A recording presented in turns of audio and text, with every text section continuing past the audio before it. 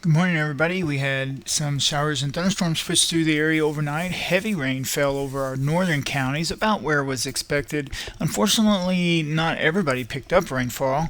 Let's take a look at radar here at 7:38 a.m. in the morning. We see some thunderstorms over southeast Missouri, west of Poplar Bluff, and we see some showers and storms moving off to the east over the Penny Ryle area into south central Kentucky. All of this precipitation will continue moving east southeast through the day, and we may even see some sunshine over the next couple of hours, and temperatures will warm into the 50s over our northern counties, and it's already in the 60s over parts of west Kentucky and southeast Missouri. Later today, a cold front will continue to sag southward out of Missouri and Illinois, and that will push temperatures down just a little bit. Let's take a look at the satellite view, and let's put this into motion. You can see there that we have some clouds over the area this morning, but I do anticipate those clouds to be on the decrease as we move through the day, and you can already see some perhaps some clearing back here in parts of Missouri and Illinois. Here's the main area of showers and thunderstorms and some clouds as well. You can see temperatures to the north in the 30s. That would be north of the front, but you see here 60s already over Arkansas, parts of Kentucky and Tennessee. Cold fronts right through here. We have some 40s over parts of southeast Missouri and southern Illinois into southwest Indiana. Maybe a little harder for temperatures to rise today over our northern counties. Had a difficult time with that in the forecast last night and explained it in detail on the blog. There will be some temperature difference today between, say, Mount Vernon, Illinois, and northwest Tennessee. Warmer to the south, a little bit cooler to the north of the front. Let's take a look at, let's see if I have rainfall totals here. Yes, I do. Here's the rainfall totals overnight, and you can see some heavy rain. As a matter of fact, there was even some flash flood warnings issued for parts of southeast Missouri and southern Illinois last night, mostly north of my forecast counties. But you can see this area here, 1, 2, even some 3-inch totals where those thunderstorms trained. There were some severe thunderstorms, even with some hail that fell, quarter-size, nickel-size hail. Again, mostly to our north, but a few, Randolph County, Illinois was in a warning at one point, but most of the heavy stuff stayed to our north. You can see a lot of area did not pick up any measurable rainfall. Parts of McCracken County had 0.10 to maybe a quarter of an inch. This area here in the green, maybe up to a half an inch, where a couple of thunderstorms trained. But not everybody received rain, and if you don't receive rain this morning, then you're probably not going to see any rain. We do have a couple of weather stories developing for the middle of the week. I've been watching a storm system for Tuesday, Wednesday night. Trying to time it has been a bit tricky this far out. We'll talk about that in a minute. Let me show you this. This is today's temperatures for the area. When you see the yellows and the oranges, those are 60s for the most part, some 50s in the yellow. The blue, you're getting into the low 50s to middle 50s, and eventually the dark blue would be 40s. So we back up here to 7 a.m. You can see temperatures cooler north, warmer south, but as we move through the day, it does try to warm up at least into the 50s everywhere, and then this evening the cooler air pushes back southward. This is around 6 p.m. You can see the cooler air making a shove southward. So bottom line for today will be some mild temperatures this morning over much of the area into the early afternoon, and then eventually late today that cooler air will start to sag southward. So all in all, not too bad today once we get past the rainfall. Now, I did mention that we have a storm system moving in later this week, perhaps centered on Tuesday night, Wednesday night. Some models try to bring it in here on Tuesday afternoon. Those models are more the exception than they are the general rule. So we'll see the exact timing of this system, but the bottom line is we're probably going to have more precipitation somewhere around Tuesday night, Wednesday night. This is the 500 millibar map, and you see these bright colors. These are, we'll call them lobes of energy moving through the jet stream.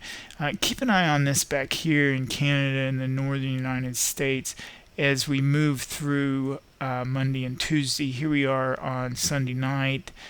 We see some energy that dove southward and then moved off to our northeast. But watch this back here as this dives and digs out a deep trough in the center of the United States. You can see this is a lot of energy coming down from Canada through the western United States, Nevada into Texas. And then as we move into this is Tuesday night, we see an area of low pressure, these closed isobars here. An area of low pressure is forecast to develop over Texas, Oklahoma, perhaps Louisiana, move into Arkansas. Here we are on Wednesday morning. Lots of precipitation in our area. Basically, this low moves somewhere into the Tennessee Valley, perhaps into Kentucky. The exact track of the low we'll have to monitor. There could be enough cold air on the backside to produce some wintry precipitation, but one thing that is lacking from the system actually is going to be the cold air. Without that cold air, we may not see a lot of snow or ice, but again, it's a little early to make that determination. Some of the guidance does show snow accumulation over parts of our area. We'll roll through that one more time. You can see the energy dive down and then spin up a low. The low moves into the Tennessee Valley, Ohio Valley, spreading lots of precipitation in our area. The models are not in agreement on the exact track of the system, so we'll just keep watching it and see how things evolve. Let me show you. That map was from rightweather.com. Let me show you a WeatherBell GFS model. What this is going to show you is the low developing to our south on Tuesday night, Tuesday afternoon, Tuesday night. Here it is, Tuesday late afternoon. This is all rain in green. And then we move into Tuesday night, and it shows snow breaking out over parts of Missouri and Illinois. And very deep low moving through Kentucky, 990, 988 millibars. That's a deep low. Could be some severe weather down in Mississippi, Alabama, maybe into Tennessee. We'll have to keep an eye on that. Here's the low again. This is Tuesday night, Tuesday afternoon, Tuesday night. The low moves into Tennessee, then into Kentucky on Wednesday, Indiana, Ohio. Colder on the backside with some snow. Will the GFS be right about that snow? Too soon to know. There is a lack of cold air with this system, so it wouldn't surprise me if this is mostly a rain event. Typically, this would be a snow or ice event for us with a track into Mississippi, Alabama, Tennessee. But the low may be a little too far north and west, and it may be just a little bit too warm at the surface for a lot of snow. However, I do caution, it is too soon to make a call on that. There could be a band of heavy snow with this system somewhere in the Missouri or Ohio Valley on the backside of it. That's something that will have to be monitored. Probably won't have a good grasp on this until I would think probably on Monday, tomorrow on Monday, have a little bit better idea of what to expect. Let's look at one more model here. This is the GEM model, Canadian model. Let it rewind. Here we go through today. Here comes our storm on Tuesday night. Wednesday. Again, the track is fairly similar. The GEM Canadian model takes a little bit off to the east, but we do have a lot of wraparound precipitation. It's not producing much snow, by the way. The European model is producing snow in our region. The GFS model is producing snow in our region. The NAM model is producing snow in our region. The Canadian model is not producing snow.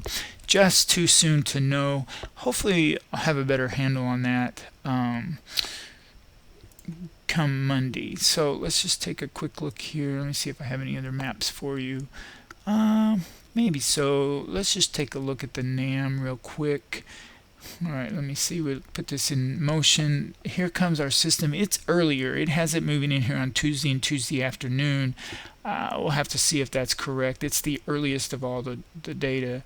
And then it pushes the low through Kentucky, and then some snow on the backside here, a little bit colder air. Too soon to know. The bottom line on Tuesday night, Wednesday night is we're going to keep an eye on our storm system coming out of Texas, Louisiana, moving into Arkansas, Mississippi, Tennessee, and then the low will move into Kentucky. I suspect we're going to have some heavy rain with this.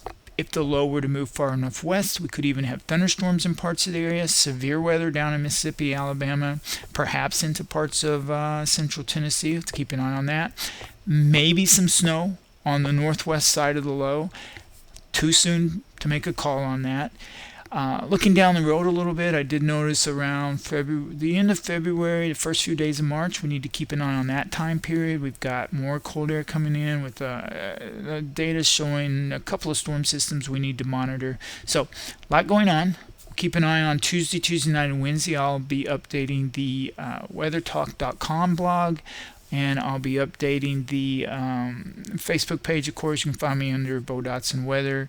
And if you want to receive the text messages that I send out that links you to these videos, Facebook, the blog, go to weathertalk.com and you can sign up for the personal text messages. Those aren't computer automated. They're straight from my keyboard to your phone. All right, have a nice day, everybody.